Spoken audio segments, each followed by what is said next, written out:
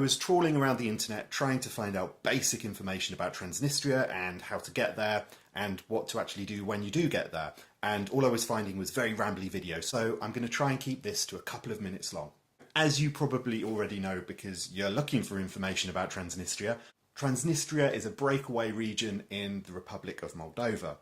Moldova itself is a country that sits within an area called Moldova, which also overlaps into Romania, so to say the geopolitics are complicated is a bit of an understatement.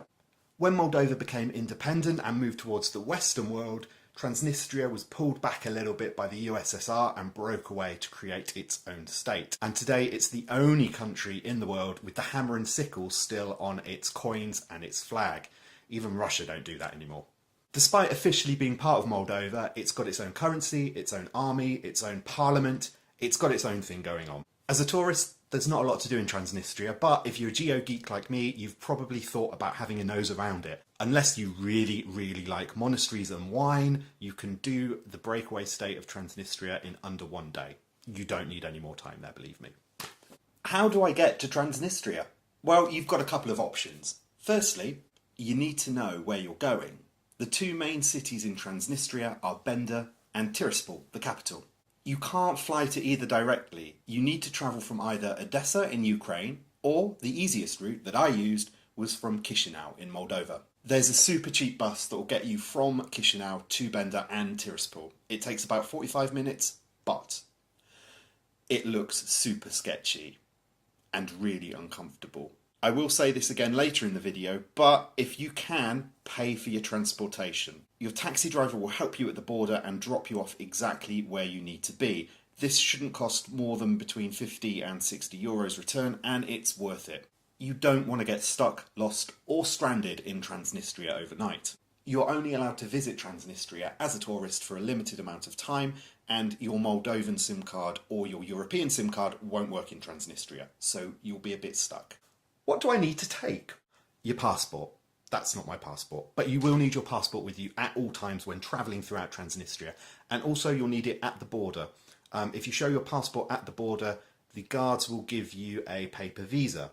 Do not lose this paper visa as you need it to get out of Transnistria later on in the day.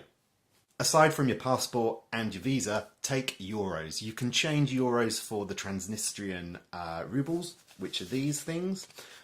You will only need to spend no more than about 20 euros in the whole day. Everything there is super cheap, but be warned, they don't accept the Moldovan lei anywhere. So if you've been staying in Chisinau, you will need euros to change for Transnistrian rubles. Also, think about taking a tour guide. I know that people like to go and find their own way around, but I watched so many 30-minute long YouTube videos of people wandering aimlessly around the streets of Tiraspol. You will have a much richer experience if you just pay the money and get someone to explain to you the culture, the people, and the history of the place that you're in. Otherwise, what's the point of going? What makes Moldova and Transnistria fascinating are the people and the living history and the geopolitics of the area. I'm afraid to say, you're not going to get a particularly rich sense of that unless you have a tour guide. If you want to go it alone, good luck, you can do it, it's totally safe, but it's not geared up for tourists. What can I see? So I saw Bendery Fortress in the city of Bender, where they were having some sort of Pancake Day / Wicker Man celebrations. There's a castle tower with some really dodgy ascents and a gift shop, which is one of the few places in Transnistria that sells mugs and fridge magnets, so go mad there. In and around Bender and Tiraspol, there are a number of Soviet monuments to commemorate the war with Moldova. These can be really quite moving, and there's also a massive, massive monument at the highest point in Transnistria, where you can see virtually all of the country from the top, although it's quite flat and there's not much country.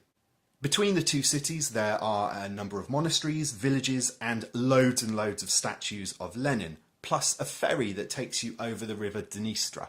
This was billed as a highlight of the tour. In Tiraspol, in the capital, again, there were quite a few interesting monuments, really interesting buildings and Soviet architecture, the quirky flags of the other unrecognised nations that have sort of formed a club with Transnistria.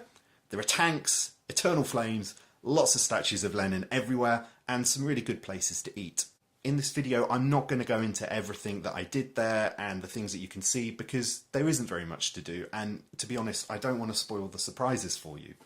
you need to go yourself. But two things you must do. The Transnistrians are really, really proud of both their caviar and their cognac. So pop into a supermarket and make sure you pick up some of their really, really lovely cognac. Or you know what, just go crazy and buy a cognac Pegasus like I did. I cannot recommend it enough. And also, whilst you're at that supermarket, changing your euros for rubles or buying cognac, make sure you pick up some of these, the colourful plastic coins that they use in Transnistria. They're pretty cool.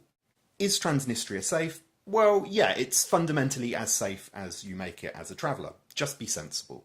Remember, it's a frozen conflict zone, and there are literally tanks and Russian peacekeepers in between the border checks and throughout some of the city. Don't go pissing them off or taking photographs of them, and you'll be alright. So I'm an LGBTQ traveller, and I went to Transnistria on my own in March 2019, and I found it fascinating. So go if you can. I hope this video has been useful. Bye.